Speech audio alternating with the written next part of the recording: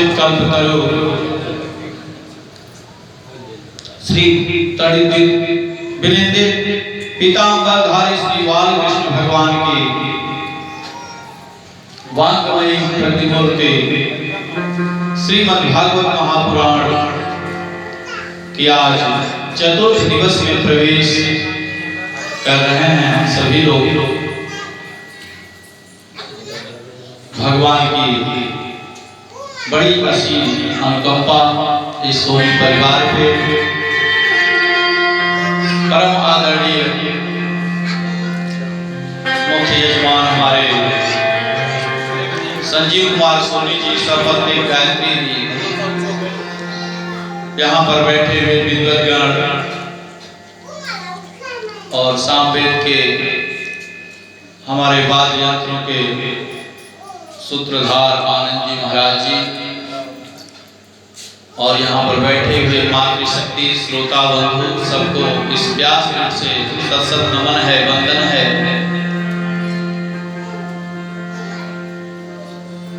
कल की कथा में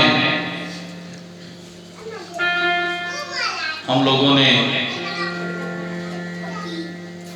क्या क्या सुना हमको भूल गया। आप लोगों को याद है आगे की कथा क्या बताना है हमको? हमको तो भूल गया है।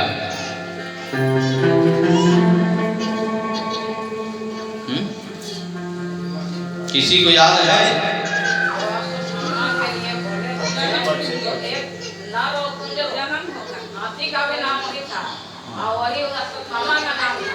तो कृष्ण भगवान कहे लेकिन शंख बजा दिए, नर है या कुंज पता नहीं चल पाया और उनको था कल कहाँ पर समाप्त हुआ था, छूटा कहाँ से है? इतने तक है ना, और आगे में कहना है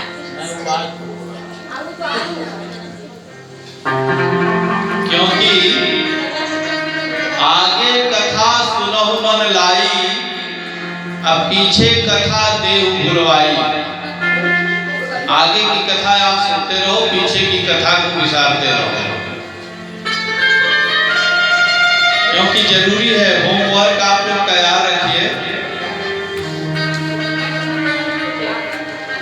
कि आज कौन सी कथा होगी, कहाँ तक आप लोगों को हम छोड़े हैं। ये जब बताएंगे तो थोड़ा सा हमको लगेगा कि आप लोगों का कान भागवत जी महापुराण में लगा है।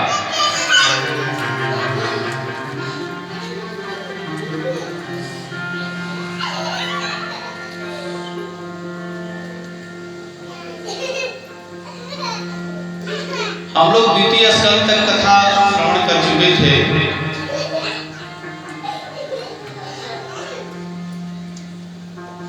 और ब्रह्मा की उत्पत्ति और अंडज पिंडज स्वेदज जब कुछ भी नहीं था, सब कुछ तो केवल परब्रह्म परमात्मा ही था।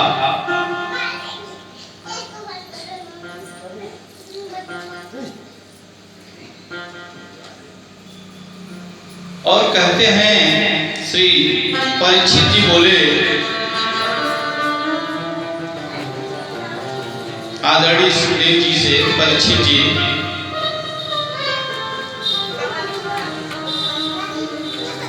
कि आप हमें विस्तार पूर्वक आगे की कथा बताइए, क्योंकि सब कथा आपने विस्तार से बताया। कृष्ण भगवान की कथा जो हमारे पूरे परिवार से जुड़ा हुआ है, हमारे पूरे कुल का आधार हमारे कृष्ण कन्हैया जो हैं, वो कौन है, कैसे हैं, उनकी कथा बताने में आप कंजूसी मत करिए, हमें विस्तार से बताइए। पांडवों के साथ अन्याय हो रहा था, ये विस्तार से कथा बता रहे हैं आदरणीय सुखदेव जी परीक्षित जी को।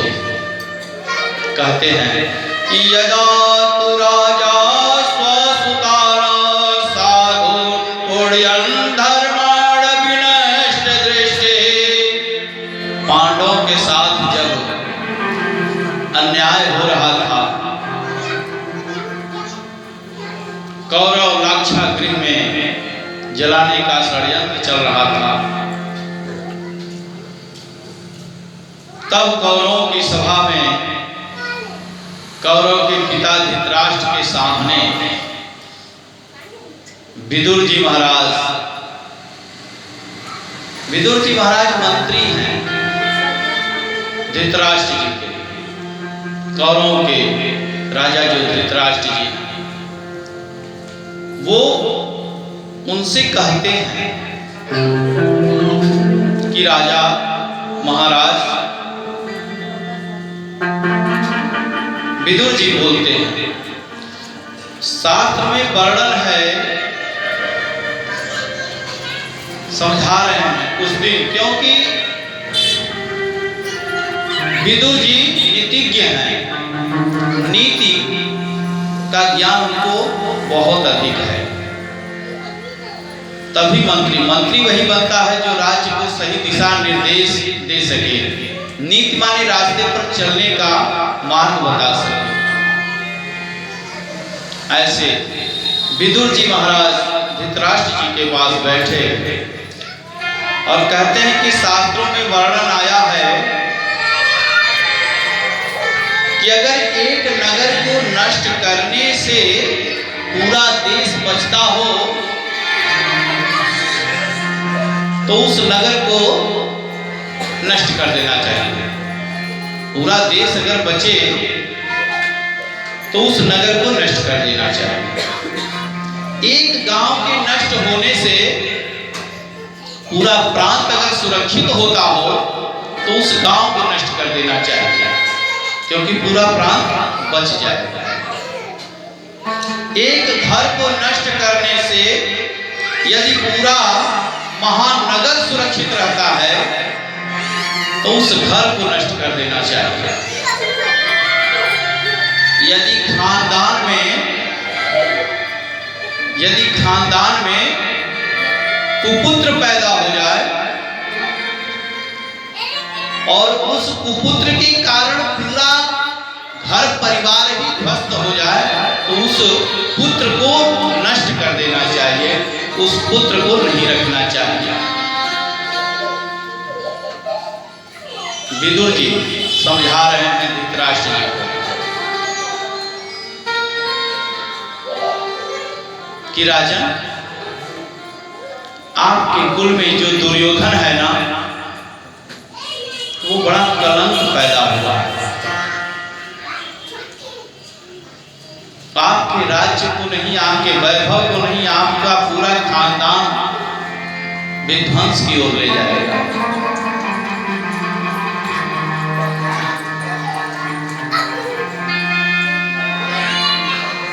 क्योंकि वही विनाश का कारण है।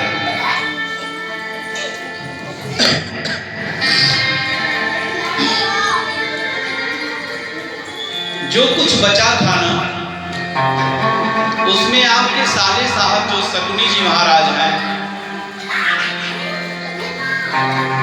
एक तो आप जन्म से अंधे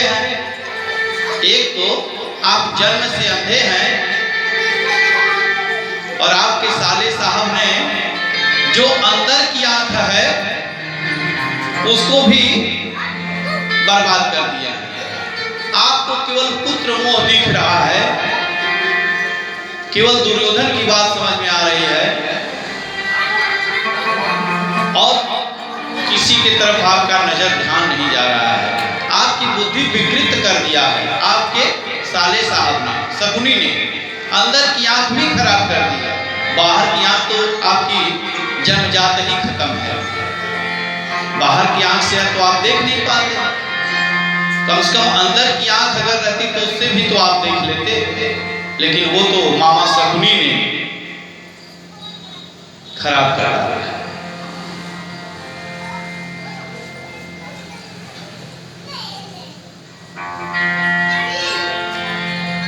उसी बीच में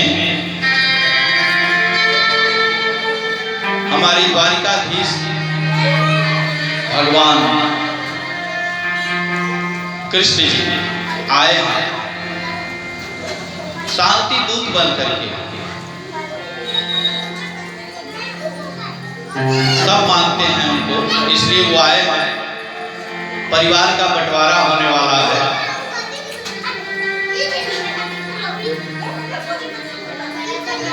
विदुर जी महाराज बड़े चिंतित हैं।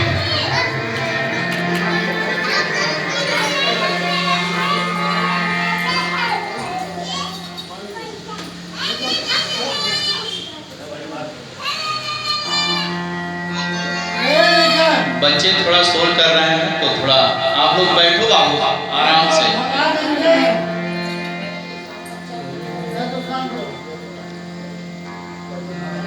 उसी बीच में दुर्योधन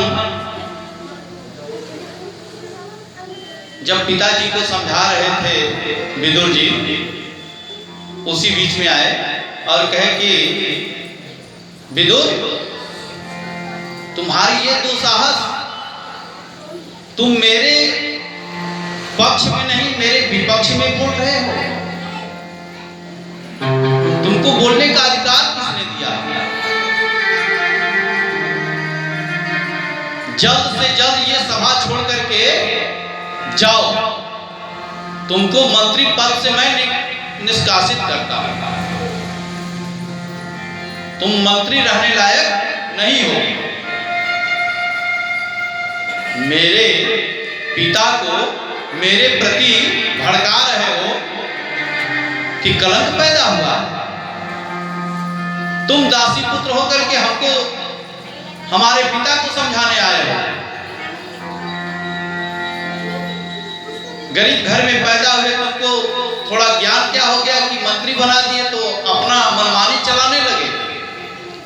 बहुत डांटा, बहुत डांटा। विदुर जी को बहुत कष्ट हुआ और बोले कि नहीं बेटा, मैं तो बस जो सही था वही बता रहा था, और कड़वा तो सत्य लगता है, बुरा लगता है, लेकिन जैसी आपकी इच्छा, अब मैं मंत्री पद त्यागता हूं। हमको ऐसे राजा के साथ मंत्री बनने में कोई लोभ लालच नहीं है। हमें जो अच्छा लगा वो हमने आपको बताया था, आपके पिता को। बाकी आपका राज्य, आपका वैभव, आपका धन, आपका संसार, जो करना हो सो करो। विदुर जी महाराज चले गए घर, शांति दूत बन करके आए हैं कृष्ण भगवान। विदुर जी को चिंता हो रही कि पांडवों के पक्ष में क्या फैसला होगा, उसको थोड़ा हम चल करके, मंत्री तो रहे नहीं लेकिन दूर से तो देख ही सकते हैं, प्रजाओं के साथ तो हम बैठ ही सकते हैं। इसलिए प्रजाओं के बीच में बैठे हैं, द्वारिकाधीश बैठे हैं।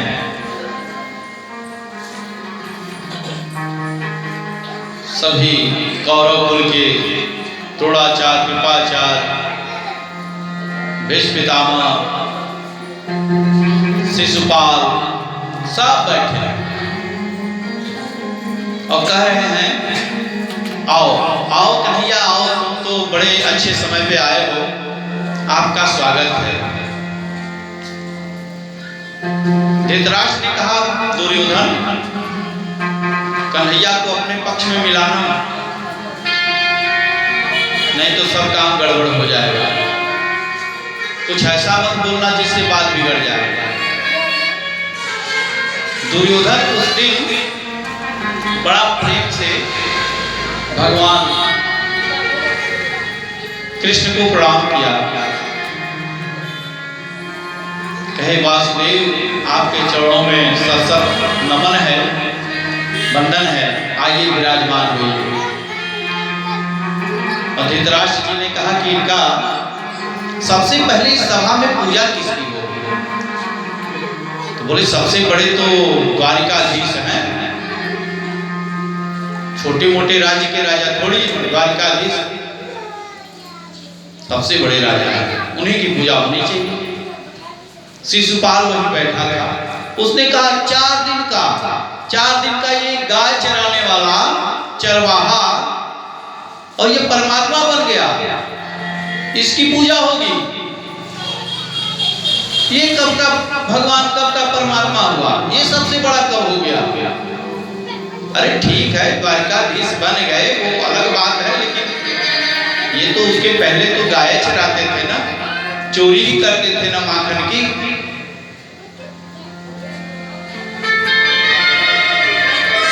लगा गाली देने, अब प्रतिदिन गाली देता था, 100 गालियां देता था शिशुपाल,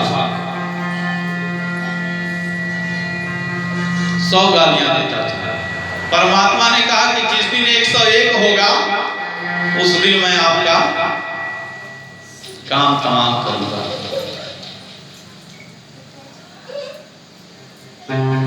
99 गाली बन जाता था।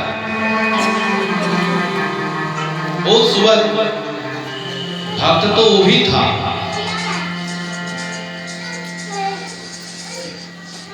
लेकिन ऐसा भक्त किस काम का जो भगवान को गाली दे। लेकिन दोनों में बात वही है, या तो आदमी दुश्मनी से याद करता है या तो भक्ति से याद करता है। दुश्मन बहुत ज्यादा याद करते हैं और इस प्रकार से बोले कि आप जो है, जब 101 गाली हुआ तो उन्होंने चक्र सुदर्शन चलाया और शिशुपाल का वध कर दिया। शिशुपाल का वध हुआ तो उसके शरीर से ज्योति निकली और परमात्मा के हृदय में प्रवेश किया। सभी लोग देख करके दंग रह गए, ये इतना पापी, ये इतना पाप किया, इसको तो घोर नरक में जाना चाहिए। भीम, अर्जुन, नकुल, सहदेव सब खड़े हो गए। कन्हैया, इसको ये गति कैसे मिल गई? इसको तो घोर नरक में जाना चाहिए, इतना गाली रोज देता था, ये आपके हृदय में। बोले कि याद तो करता था ये हमें, चाहे दुश्मन बना के याद करता था, लेकिन मेरा नाम जरूर जपता था। मैंने उसको वो गति दे दी। पूतना भी आई थी कृष्ण को मारने के लिए, 6 महीने के थे, 7वें दिन आई थी मारने के लिए, लेकिन उसको भी जसोदा को बाद में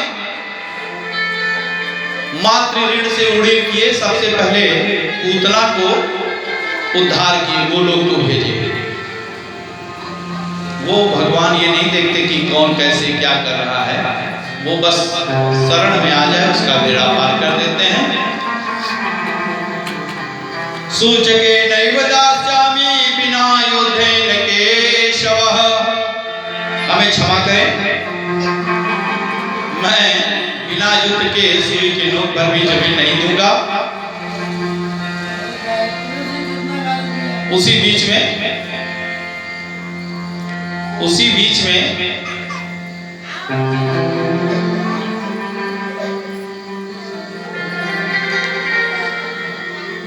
विदुर जी आके बैठे थे राज्यसभा में और उन्होंने कहा कि कन्हैया रहने तो जाने दो, ये सब बंटवारा की बात तो बाद में चलेगी, जो भी फैसला होगा, लेकिन पहले चल करके हमारी माता ने बहुत बढ़िया बढ़िया पकवान बनाया है, अब वो खा लो, भूख लगी होगी। द्वारिका से चल करके आए हो, रास्ते में कुछ खाए नहीं होगी।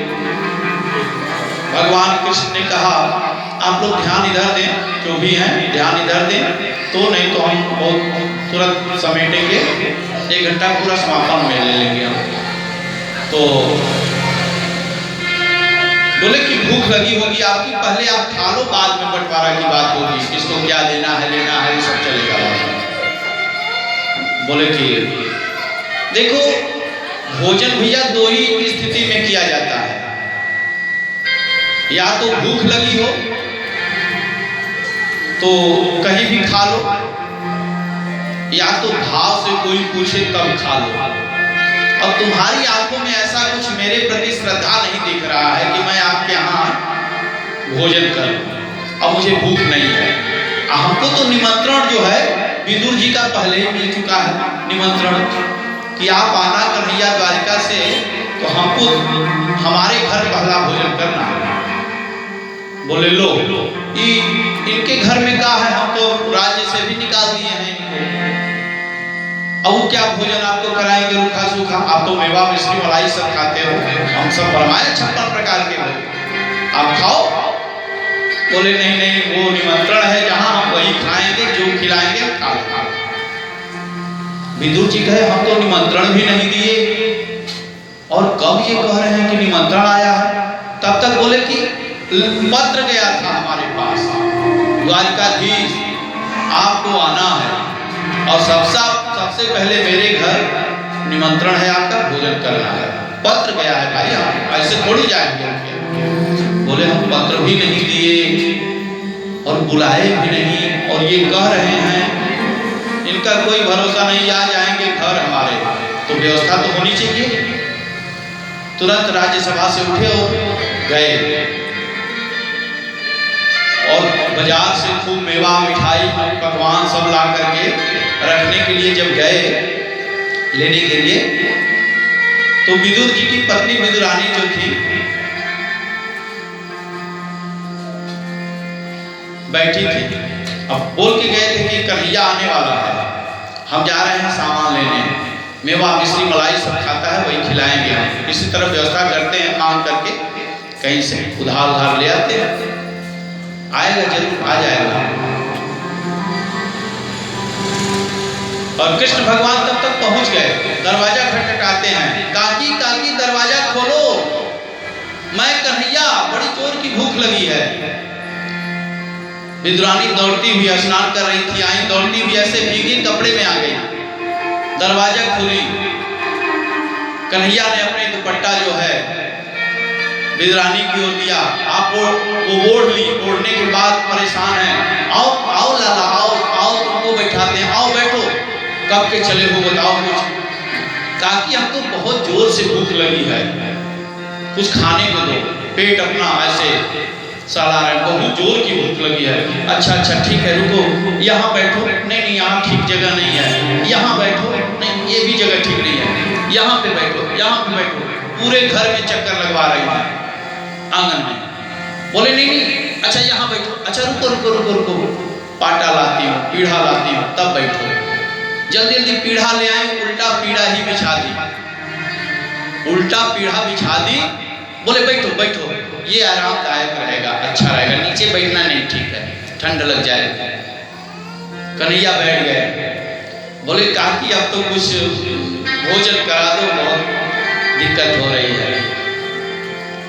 बोले अभी काका तो गए हैं और कहे जो कुछ भी हो। बोले कि केले का फल है, कदली का फल है, तब तक वही खाओ, तब तक आते होंगे तब खा लेना, ले आएंगे। जो सब सामान लेने गए, बोले पहले जो हो वही दे, अब तो पत्तल बिछा दी, केला ला करके रख दी। कह रही है कन्हैया तुम बस केवल खाने पर ध्यान दो, छीलने का टेंशन मत लो, मैं उसको छील छील करके दे रही हूँ, बस तुम खाते जाओ, प्रेम से खाओ, भूख लगी है। इस प्रकार से विदुरानी जो है केला छील रही है, छिलका पत्तल में डाल रही है और केला फेंकती जा रही है, छिलका पत्तल में, केला बाहर, ऐसे सब पूरा ढेर लग गया। 25-30 ठो केले का छिलका तो कन्हैया ने खा लिया। बोले काकी बड़ा मजा आ रहा है खाने में, बहुत आनंद आ रहा है। बोले लाला जब तुम कह रहे हो कि अच्छा लग रहा है तो अच्छा होगा, बस तुम तो पाओ। बोले 2-4 और दे दो, खा ही लेते हैं। उतने बीच में विदुर जी आ जाते हैं, कहते हैं कि अरे सुनती हो, खोलो कन्हैया आने वाला होगा, जल्दी खोलो, भूख लगी होगी उसको, आ रहा होगा, आ रहा होगा। आके बैठे हैं, 1 घंटा हो गया।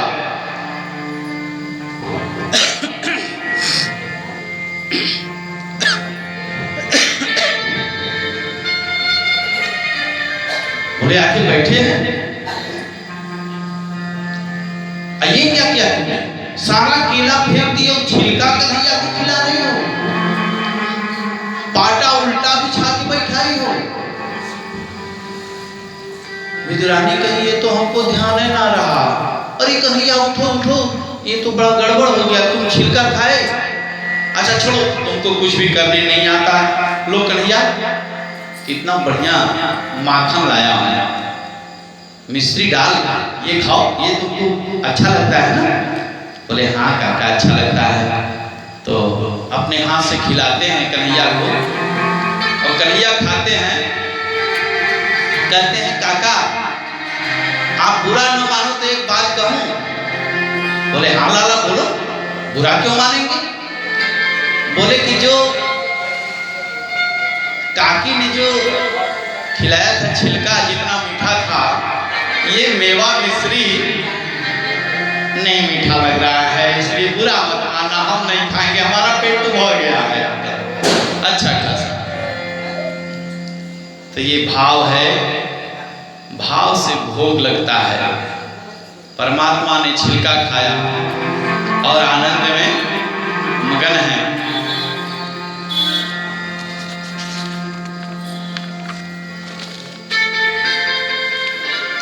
उद्धव विदुर का मिलन होता है। सरस्वती नदी के किनारे मिले एक ज्ञानी भक्त हैं विदुर जी। उद्धव जी ज्ञानी हैं और दूसरे विदुर जी नीतिज्ञ हैं। दो भक्त मिले हैं, इतने ज्ञानी हैं उद्धव जी, उनके ज्ञान की पराकाष्ठा बहुत अधिक है। लेकिन विदुर जी दासी पुत्र होते हुए नीतिज्ञ हैं। दौड़ करके उद्धव जी ने गले लगाया है, विदुर जी को गले से लगाया। यहीं से भागवत में प्रारंभ होता है उद्धव विदुर संवाद। जाति पाति पूछे नहीं कोई, हरि को भजे सो हरि का होए। जाति पाति पूछे नहीं कोई, हरि को भजे सो हरि के होए। जाति पाति पूछे नहीं कोई, हरि को भजे सो हरि का होए। जाति पाति पूछे नहीं कोई, हरि को भजे सो हरि का होए।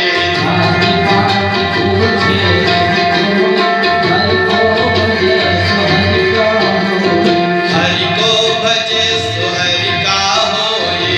हरि को भजे सो हरि का होए।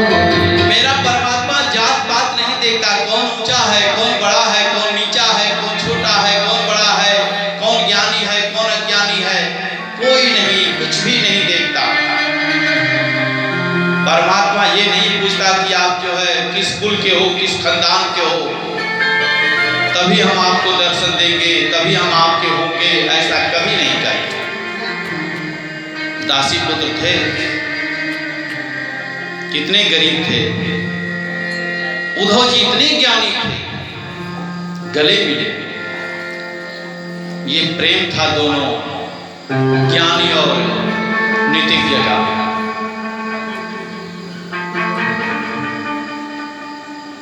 एक कश्यप जी महाराज हुए। कश्यप जी की 13 पत्नियां थी। कश्यप जी की 13 पत्नियां थी, 13 विवाह किए थे। उसमें दिति नाम की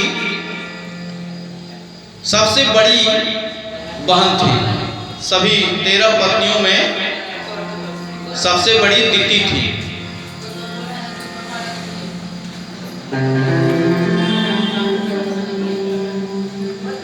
दिति को कोई पुत्र नहीं था, दिति को कोई पुत्र हुआ ही नहीं। 12 पत्नियों को पुत्र हो गए थे। कश्यप जी की जो सबसे बड़ी पत्नी दिति थी, उनको कोई संतान नहीं था। सब लोग कहते थे कि अब तो सबको संतान हो गया, सारी बहनों को संतान हो गया। बहन ही तो मानते हैं, चाहे जितनी भी शादी कर ले, लेकिन सब बहन ही मानती हैं। छोटकी बहन, बड़की बहन, कौन मझली और कैठो, ऐसे 13 पत्नियां थी। सबसे बड़ी दिति थी। बोली कि हमें पुत्र चाहिए, हमको पुत्र चाहिए। कश्यप जी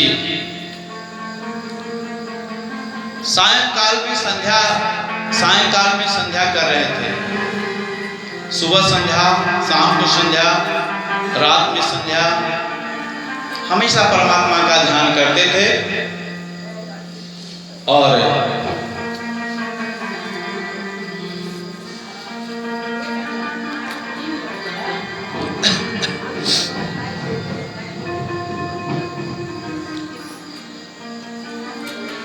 बोले कि हमें पुत्र चाहिए। उस समय सायंकाल की बेला थी। सायंकाल के समय भगवान शंकर और पार्वती जी विचरण करते हैं, घूमते हैं अपने भक्तों का देख रेख करने के लिए कि कौन क्या कर रहा है। सायंकाल का समय था। उसी समय दीदी के मन में ऐसा विचार आया कि हमको संतान चाहिए, तो संतान चाहिए तो समागम जरूरी है।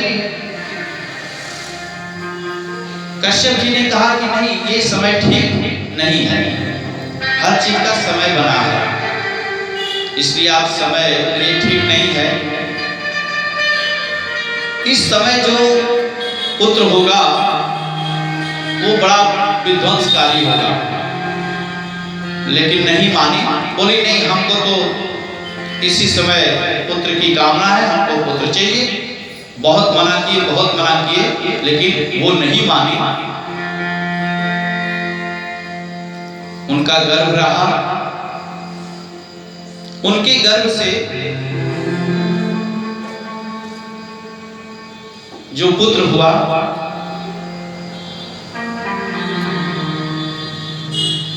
सब लोग जानते हैं। बोले कि आपने जो किया दीदी अच्छा नहीं हुआ, ये बड़ा दुष्ट पुत्र होगा, बड़ा कलंकित होगा। इसलिए अब तो